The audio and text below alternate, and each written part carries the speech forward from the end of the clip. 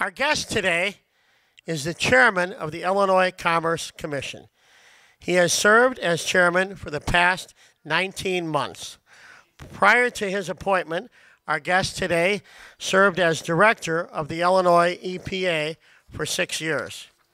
He earned his bachelor's degree with honors from the University of Tulsa and graduated with honors from Marquette University Law School. Ladies and gentlemen, the chairman of the Illinois Commerce Commission, Doug Scott. Mr. Chairman. All right, Douglas, have fun up Appreciate there. it. I will. Thank you. Thanks very much, Jay. Good afternoon. It's great to be back with you again. I appreciate the invitations to come back periodically and talk in all of the different jobs that I've had. I think I've been able to speak to the City Club in all of them. It's always a pleasure to be here. And Jay, thanks so much for all the good work that you do, not just for the City Club, but also for Misericordia and for the Special Olympics and all of the other charities that you give so much time and energy to. We really appreciate that. And Dr. Green, always good to see you. He used to come out and talk to me about township issues when I was a legislator. And so we've always had a lot of good conversations over the years. He's very busy this time of year. There's rumor that there's an election coming up, and Dr. Green is he's busier than Mel Kiper around NFL draft time, but with slightly different hair, too. But generally, persons in my position, Ed will recognize this, have to give this great long disclaimer about what evidence we consider and all of that. I'm not going to do that for you today. My thoughts are, however, my own. I will give you that disclaimer. If you've seen any of our ICC meetings, that shouldn't be difficult to convince you I'm not speaking on behalf of the ICC all of the time. And I'm going to end up spending my time today talking about a couple of issues. One that's happening right now and in very large numbers, probably affects a great number of people in the room, if not almost everybody in the room, and is slightly more entertaining than towing or repo contractors or some of the other things that we regulate at the ICC. But I'm going to talk a little bit about retail competition and municipal aggregation, which are issues that are very important right now, and especially as the city of Chicago is talking about moving into that. And then spend just a couple of minutes talking about kind of an issue that is on our mind, but is more of a longer range issue and involves actually lots of different parts of not just state government, but other entities as well, both private and not-for-profit. One thing I can't talk about today is the ComEd and the smart grid and those cases. If you had heard my long disclaimer that I didn't give, it would talk about how we can't talk about cases that are on open docket. That's one. The Ameren case was just decided, but is still subject to rehearing in certain parts, and so those are cases that I can't really talk about right now. I know that Ann Pramaggiore is going to come in November, I believe, sometime and talk, and maybe you can have me back after that sometime when I can talk about those issues, and we can talk about, because there's really some very interesting things there, as a lot of you know. But I want to talk about retail competition, which, as a lot of you know, has taken off by leaps and bounds in Illinois. Just a kind of a quick review. It started in the mid-'90s. In fact, Dave Fine from Exelon, where did Dave go? There he is, near the back, reminded me this is the 13th anniversary today of retail choice in Illinois. I know all of you celebrated that accordingly in the proper way. But we'll celebrate it a little bit by talking about it for the next couple of minutes, because we really are, if you start to go to conferences and you talk to my counterparts in other states, the states that have adopted competition, Illinois is quickly becoming a real model of customer choice, and it happening in a big way. And so a lot of people have got their eyes on Illinois to try to find out how some of these things are going to work here in the state. Retail choice started as a grand concept. There was this small little company based in Houston that was going to change the world back in the early and mid-'90s. They sort of did for a while, not in the way that they anticipated doing that. But Enron was talking about going to different states and talking about wanting to introduce choice into the marketplace. And they went to lots of state legislatures. Ours was one of the states that actually worked on it and passed legislation back in the mid-'90s to actually restructure the electric industry here. As you know, generation distribution, transmission are basically the three parts of electric service, and generation and distribution up until the mid-90s, late 90s, were both regulated by the ICC. Now we just have the distribution portion of that. The generation you can buy from anybody, and anybody that gets certified to operate here in the state. It started off incredibly slowly on the residential level, and it probably did based on two factors. One is, as soon as we passed the law, we also passed a rate cut of 20% at the time, and then put a rate freeze in for 10 years. And so people who are interested in coming into the state and in selling electricity as an alternative supplier didn't come. I mean, that wasn't something that they did. They worked on the commercial and the industrial side. That took off, and that's worked out very well over the years, building up, and many commercial and industrial consumers now have a different supplier of electricity. But residential, it didn't really work so well. Once the rate freeze came off, and there were a couple of other legislative changes that were done to make it easier for the companies to operate, the alternative companies to operate here, and that really only happened within the last couple of years. It's really taken off. Now we've got several dozen alternative energy suppliers here in the state. You've seen them on billboards, you've heard them on the radio, they've probably called you or mailed you something or knocked on your door perhaps. And just to give you an idea of how the numbers have changed and the number of people who have switched over to an alternative supplier, and I won't give you too many numbers. Two things about speaking at lunch. One is you don't do a lot of numbers right after people ate because heads start hitting the table. The other thing I learned when I was at EPA is you never talk about wastewater treatment plants right after lunch. So I won't do either one of those things for you today, but I do want to give you a couple numbers because they're fairly dramatic. In March of 2011, at the end of March of 2011, so we're talking about, about 18 months ago, there were 2,034 residential consumers who were using an alternative supplier. The current number today that I pulled off of pluginillinois.org website, which is our website that we operate to talk about retail choice, in those 18 months we went from 2,034 to 1,012,505 residential customers. That's the number of people in the last 18 months that have switched to an alternative supplier. Now, price has been the main driver of that, people offering a number of different prices that are out there. But the really main driver has been the municipal aggregation. It's been cities voting, deciding that they want to band together and use their purchasing power together to look for an alternative supplier. That came through legislation in 2009.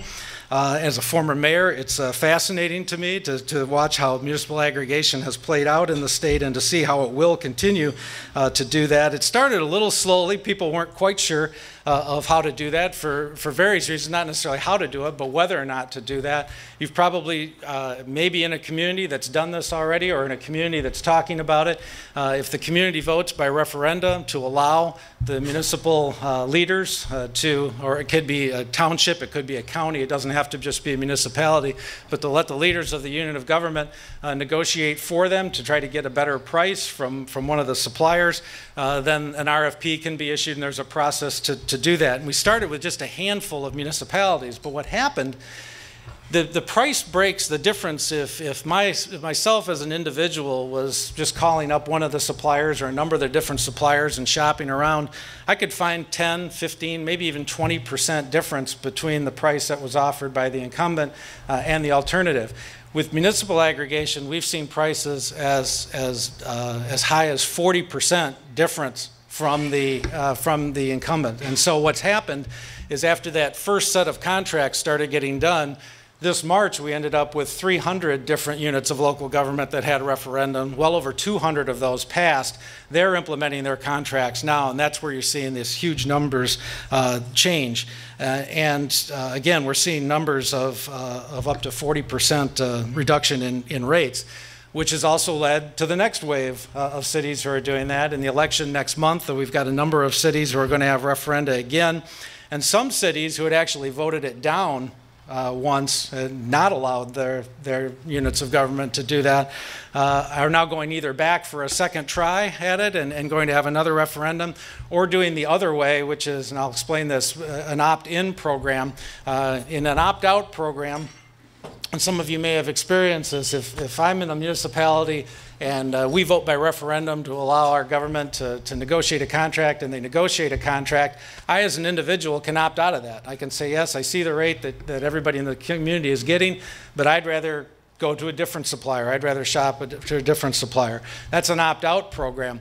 And the prices have been very good because virtually everybody starts in the program. An opt-in program would be negotiate a rate, and then anybody in that community could then opt in and take that, choose that rate. We haven't seen a lot of that now. We're going to start to see that in this next wave, and we'll see what that does for prices as well. Now, obviously, there's a huge game changer here as well in terms of numbers, because the city of Chicago has their referenda up in November as well, and obviously with the number of customers that are there, that'll be something obviously to keep our eye on as well. There are a few interesting issues with this in no particular order. One is I want to see what happens with the next wave of contracts. And I know there are some alternative suppliers that are in the room today, and they've heard me make these comments before, but this one has been primarily about price. And if you're getting that kind of price differential, that makes sense that that's the driver behind the contracts. But what happens on the next round of these contracts? If the price differential starts to shrink, and we're assuming that that's what's going to happen, what ends up happening next? What are some of the other ways that customers can be enticed to switch, or what are some of the other ways that municipalities, some of the things that they can negotiate through their RFP process? Some of that could be green power. We know there's one company that offers 100% green power. EPA guy, Paul, I had to get that in, of course. But there are several of the different companies that are working here in Illinois that offer a partial green package, so power that comes from wind or from solar or other renewable sources or other clean sources of energy. The smart grid, and again, I can't talk about the docketed parts of this, but when that happens, you can have more customer-centric plans, understanding better what the load is at different times, what the power usage is at different times, and different communities could structure different packages based on that as well. Some states have interesting packages, like one company in one of the southwestern states actually offers Saturdays free, for example. Your power usage on Saturdays would be free. Different communities have, that's a neat concept, isn't it? Something to think about. But opt-out penalties have been part of that. For those of you who may have switched before, you may see companies that charge a fee if you want to then switch away from them. A lot of those have been negotiated out through the RFP process and municipal aggregation. It'd be interesting to see if those stay out of the contracts going on. And a lot of consultants in this business as well, helping the municipalities get through this first round as we move forward, and the municipalities have done it once, having operated a fairly large municipality for a few years and been an attorney for one for several more. I can tell you that a lot of the cities are going to want to do that on their own then, and so some of the roles of the consultants may be a little less than they were before. So with retail competition, there's a few issues that are out there that we have to pay attention to, in addition to licensing the folks who can actually sell power to you. One is the marketing techniques. There are probably a lot of people in this room that have some very interesting stories about some of the marketing techniques that were there. A lot of that has to do with some of the door-to-door marketing that's out there. There's also telemarketing and mail. My favorite story is a person, door-to-door marketer, went up to a person's house, and the person, unfortunately for the marketer, the person happened to know a lot about this subject, having worked for the ICC for a time and been engaged in the energy industry for many, many years. So he kept him going, talking about the different things, the different products that they had, and was talking about the green part of it, and said that if this gentleman would sign up with a program, he would guarantee that he would take all of the carbon monoxide out of his power. A darn good thing if you can guarantee it, but probably not accurate, and not and certainly not what the company was sending this person out there to say. So those are issues that we've got to keep track of. We keep on our website, on the plugin illinois.org, a customer complaint scorecard that can show you how every company stacks up in terms of customer complaints relative to the other folks. Some have a lot of customers, some have relatively few. So by percentage of complaints with their customers, they're ranked, and so that will give the customer. We don't Obviously, we don't advocate for any particular company, but we're trying to give people as much information as we can about the companies that are out there. The other interesting thing that we're starting to see is that in the places that have already aggregated, in the communities where they've already aggregated their power, we're starting to see some complaints arise of people that are saying we're from the new company and they're not. Or they're saying, telling them some things about the municipal aggregation that may not necessarily be the case. On the other side, we've also seen some mayors who are discouraging people from going in and marketing in their communities because they're happy with what they've done what they've negotiated as a community. That's not right either. Everybody in an opt-out program, everybody has the ability to opt out. If they want to choose to go to something different than what the city negotiated for them, they can do that. So those are all things that we're keeping our eye on there. So these are all issues that are, like I say, there may be, I would be willing to bet, given the numbers that we're seeing, a large number of the people in this room are in a community that's done that, or maybe you've done that yourself. Decide to switch to a different supplier, and obviously we're keeping an eye on that. It's very, very difficult. People sometimes don't want to switch. We run into a lot of questions, and so we're coming out now with a fact sheet, not only about retail choice, but municipal aggregation, to let people know some of the things. Folks have legitimate concerns. Well, if I don't buy my power from ComEd or Ameren, depending on where in the state I'm from, and the power goes out, I'll end up in the back of the line. They won't want to restore my power. And of course, we have to assure folks that's not the case. That's not how it works. ComEd, Ameren are going out of their way to talk to folks about how all of this works as well. They're still responsible for the distribution part. If you're still buying your power through ComEd, that's a pass-through charge for them. Whatever they pay for the power, they pass on to the customers. So the incumbents, just want to make sure they're delivering the power to the customers. But you've got to kind of get people through some of these issues that they've got in their mind sometimes. And I think that once people switch the first time, kind of like phone plans or other things. An interesting fact: back when Senator Dillard and Senator Jones and the rest of us were debating this bill back in the 90s. At that time, hard enough to believe, but more than half the people at that time, where competition had been in place in the telecommunications industry for years, at that time more than half the people not only hadn't switched to a different company, they hadn't even switched to a better plan that was available from their own company. They were just used to the plan that they had. It was something that they didn't want to switch. They were a little bit afraid of that. But now, obviously, everybody's got a different plan. Everybody's comparing, I got this many minutes, I get this many services. And as the technology for the phones have changed, the plans have had to keep up with that. And so people have gotten more comfortable with it. I think you're going to start to see that as well on the electric side. So that's what's happening with that issue. But to me, there's one fascinating issue I just want to spend a couple of minutes with before we get to the several volumes of questions that Dr. Green has collected here for me. This is going to play out over time, and that's how we're going to make sure that there's enough energy in the future. An incredibly important issue. As you know, we can do all that we can about having the right number of companies there, but somebody's still got to produce all of that power, or we've got to figure out ways to not use as much power in the alternative. Interviewers always like to ask people, like me, what keeps you up at night, and I try not to sleep until I absolutely have to, so I'm probably not the right person to ask about that. But something that does give me pause, even more so than the Cubs starting pitching or the Bears left tackle situation, is how do we ensure the energy future?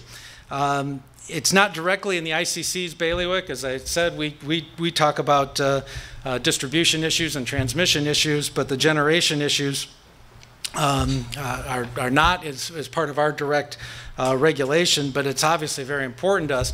In other states that haven't gone to competition, everything comes through the commission. So if you're a power company and you want to build a new power plant, you actually have to go to their version of the ICC and actually get approval to do that. And the commission has to decide that not only is the power needed to be built in that location, but the costs that you're incurring to do that are reasonable and prudent. We don't get to make that decision here, but that also means that we don't get a direct direct tie-in to the power that is generated here in the state. And so it's obviously something that we need to keep an eye on. I know the legislature does, the IPA does as well as the governor's office, certainly, the energy office, and others. And what will our fuel mix look like in the next 20 years or so? Our mix right now for the non-renewable portion of our fuel mixture is about half nuclear power and half traditional coal-fired power plants. Now, I'm not exactly sure what it's going to look like in 2030, but I can almost guarantee it's not going to look like that. So we have to start to think about what our power mix is going to be. Illinois has a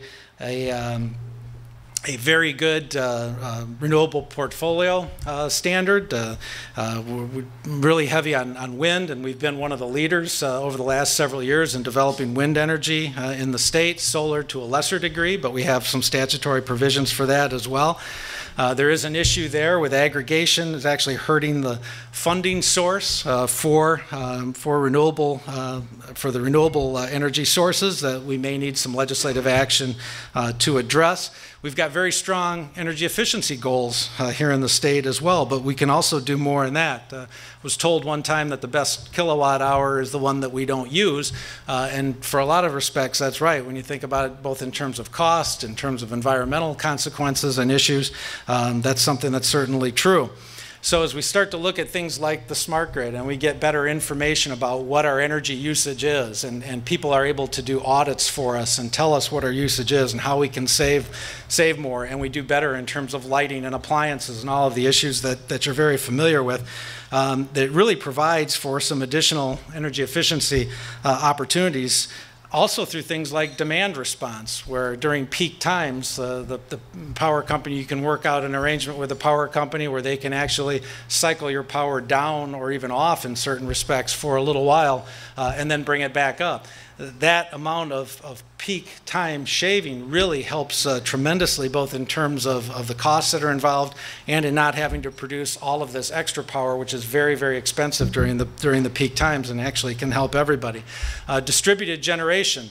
We've seen it a lot with schools. We've seen it a lot with other public buildings. They're doing their own geothermal system or their own windmill or their own solar facility. How does all of that fit into the mix? How much of that are we going to be able to have? And from a distribution system, what are the things that we need to be aware of so that the companies like ComEd and Ameren, who have to recover their fixed costs for being able to have power available, how do we make sure that we're compensating them fairly and doing that so it's fair to the ratepayers as well.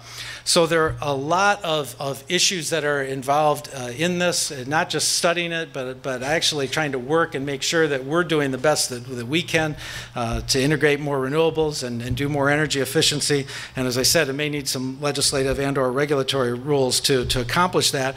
We certainly know the legislature is interested. We've had a number of the kind of projects where the legislature's been looking at this issue and has tried to develop funding programs for projects that would be generating some new power. Some of them have, none of them have come online as of yet. The one that is really still going fairly well is the Future Gen program. That's got a big support from the Department of Energy. That's designed to see if we can use coal, keep the coal cleaned up, take the greenhouse gases out of that, sequester the carbon into the ground, use some pipelining to do that. Has some very good possibilities. I mean, these things are not just issues in terms of power and power generation. These are also jobs issues, and coal is a major economic driver in the southern part of Illinois. And if we're able to do those kinds of things and find a different use for coal that can meet all the new EPA regulations and to do it economically and meet the challenge that the coal industry faces from lower and lower natural gas prices, those are the kinds of things that we're all going to have to explore together. So I think there are a multitude of issues that are related to that. I think from a technological standpoint, there's a lot of work being done, and a lot of new things will be coming on the horizon that will allow us to take more and better looks at this to try to make sure that we're doing all that we can to ensure that we've got the right right power at the right cost for the customers for years in the future. So that's all I wanted to say about those two issues. I appreciate your patience and look forward to Paul's questions. Thanks, everybody.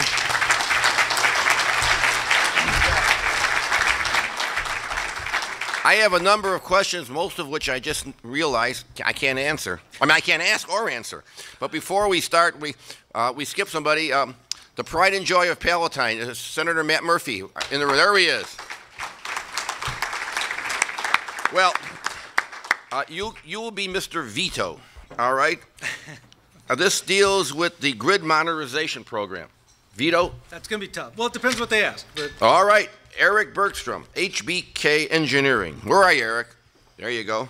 If this ruling stands and is not overturned at rehearing, the grid... That one I can veto. Jeff... And just so I can explain it, without going through the whole disclaimer I said I wouldn't do for you, our decisions and everything that we do, and this was a hard thing for me to get to know, because I was a political person for a lot of years. I was a state representative. I was a mayor. I was the head of the EPA for a long time. Our job there is to look at problems and sit down with everybody in the room and try to figure out the right solution for them.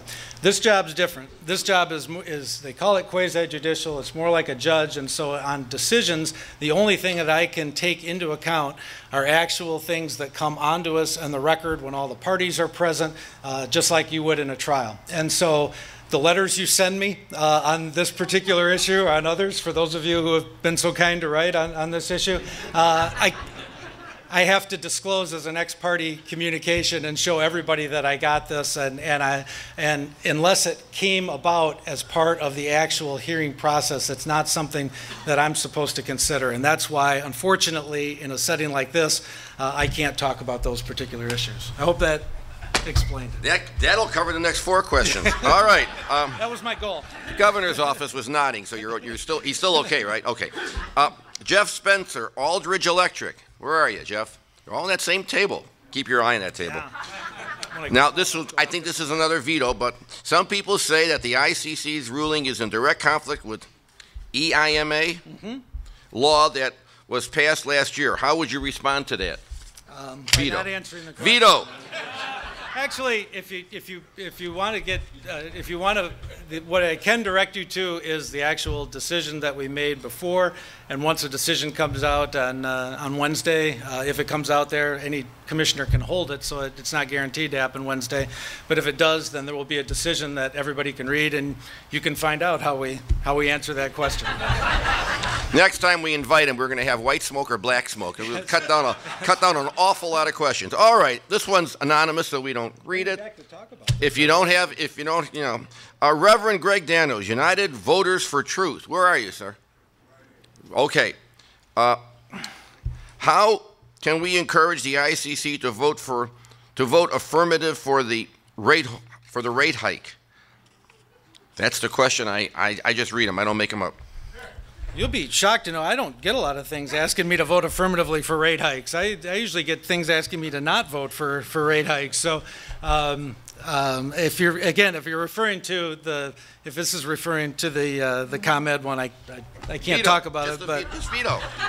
But on a normal rate case, just so folks know, because there's a lot of mystery about what the ICC does. In a normal rate case, we've got 2 goals in mind. We have 2 affirmative things that we have to do. One is we want to make sure that whatever the service that's being provided, whether that's Illinois American providing water in a particular place, or whether it's ComEd providing distribution services for electricity, or one of the gas companies, we're supposed to do 2 things. One, we're supposed to balance the interest of the company in being able to provide that service. In other words, we don't want to come up with a ruling that wouldn't allow the company to recover their costs and be able to do what they're supposed to do.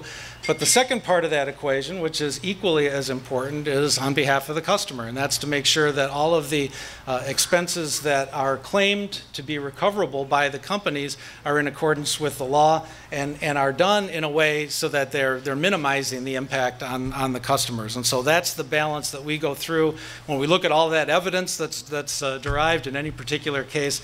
That's the work that we do and the balance that we try to strike. keep your veto comments, you know, a little shorter. Oh, you'll like this one, Skinny. From Shefsky and Freilich, John F. Kennedy. Where are you? All right. What role do you see Future Gen playing in the competitive market? Can you answer that one? I can answer that. There you go. All right. Future Gen is an interesting project. I talked about it briefly. The Department of Energy looking for kind of next generation technology projects. Future Gen being one that Illinois won a competition with other sites throughout the country, most notably with Texas, to get this project funded. And what it's designed to do, at first it was designed to build a brand new plant using kind of the latest in coal-fired technology, and then to sequester right immediately below the plant all of the carbon that was generated, the CO2 that was generated from the plant. It's changed now. The second iteration of it, which is actually, we think, a little bit more interesting, is a retrofit of what had been an existing coal plant, pipelining the CO2 to a location and then sequestering it underground then. From put your environmental hat on for a minute, it's an interesting project because you're retrofitting an old plant that's unused. You're looking at pipeline technology, which can be very important for things like getting oil out of the ground or getting natural gas out of the ground, what they call enhanced oil recovery at different sites, even in Illinois or in other places, which can make the economics of it obviously more important. And so from a technology, from an environmental standpoint, the project itself we think is very interesting and very important. The question becomes making it economical, and that's the brunt of John's question here, and that's a more difficult question. We've seen what's happened with natural gas prices to the customer's benefit here. That's a lot of what's driving some of the difference in what everybody's paying for the alternative sources of their power, because a lot of power that's generated by natural gas has become cheaper here lately. And so that's put a strain on coal plants, who also have some additional new U.S. Environmental Protection Agency regulations. Future Gen will meet all of those regulations. The question becomes, the question about it being a major player will be in terms of in the long run, what the economics of that are, and can it compete with the other sources of power that are out there? Because one of our responsibilities is to get, and the IPA's responsibility is to get the lowest cost power possible on the grid. So it's an open question. All right, now we're in the closing stretch here, so. You only have a couple left, though. But keep your answers. You know, there's no need. You're not in the legislature. No need to filibuster. No, they put a clock on me there, so I got all this pen up. What the hell do you think's happening here? Okay, Peter Scozzi, MPC, Metropolitan Planning Council. Where are you, Peter? I can't see anybody. Oh. Private operator. Oh, this is a good one. You have 2 minutes for this one. Okay. Private operators at municipal water systems are required to charge a certain rate for water. Should public operators be required to charge the same? Can you answer that? I can answer that. Good. Under the law, the way that it's written right now, as you know, Peter, the public operators are at left as a municipal function. The rates, whether or not they want to stay as a municipal system, they're not regulated by us at all, and so we don't get to weigh in on that question at all. My answer will sound like a dodge, but if the legislature gives us that authority, we would do it. But that's not something that we're actively looking for. And as a former mayor, I think whether the public system is owned by the municipality, as it was in Rockford when I was the mayor, or whether it's owned by a private company that operates it, or it's owned by the public and operated by a private company, I think that's a decision that's best left up to the taxpayers of each individual jurisdiction. Not bad. Okay. Stand under my 2 minutes. Fairly good dodge too. Okay, Jeff Riley, where are you, Jeff? That side of the room now is getting one there. Can you discuss further how the growth of aggregation could have a negative impact on the state's RPS and renewable energy sector? when you got a guy who really knows what's going on as the moderator, it just goes very smoothly. Go ahead. Not in my 2 minutes, but I'd be happy to talk with you about it afterwards. What it really involves is a lot of the funding for the RPS, for the renewable programs that are done, comes through the incumbent companies that are there, and as their load drops, as the alternative suppliers' load increases, there's less dollars there. That's the short answer. It's more complicated than that, but that's the larger issue that we really have to look at from a legislative standpoint and see if there's a way to bring the alternative suppliers in a fair way that will make that work without losing the RPS, because we've made good progress and we're meeting all of the statutory caps as a state. We're meeting them in terms of getting renewable energy into our mix, but we don't want to lose that momentum. Okay, you're not a member, Tony, but this is the City Club. We're really fair. Tony Braccolo, is that close? Where are you, Tony? MJ Electric. Obviously, you're not one of the owners. Jorge, I just need a quicker crowd. And was a good question. As infrastructure ages, how does the regulatory process create an environment in business to invest, increase reliability, compete with border states, and create jobs in Illinois? 30 seconds. There's a couple ways to do that. One is legislatively, as we've seen with the EIMA that I can't talk much about today, but that's one way to do it. The other way is to do it through the commission, through what are called riders. Our commission has tried that. We do it with smart grid, and we've tried it with some other infrastructure replacement, most notably in gas pipelines, that the courts haven't looked too kindly on. And so for the most part, I think in Illinois, you're going to need a legislative solution to give the ICC the authority to do that. I mean, we can do it in a normal course of business, the replacement, but to do a more aggressive kind of program to really get at it. And I think with gas, that's the kind of an issue that's probably calling for a legislative solution, because there are some real issues with aging infrastructure with gas, but it's probably going to need a legislative solution to do that. Okay, we have 3 other questions, but Dave Lundy, if you want to know what happened in Wilmette, I'm sure Doug will be happy to talk to you. Amanda, if you want to know if the governor can be called the jobs governor, I'm sure Doug or the governor's guy will be happy to talk to you. And Joyce, what is ComEd doing to combat right now? Combat what? The people going against them and saying, shall I change from ComEd to... I can answer that one. Okay. Nothing. Nothing. There you go. How about a big round of applause? The man did a great job. Hold on.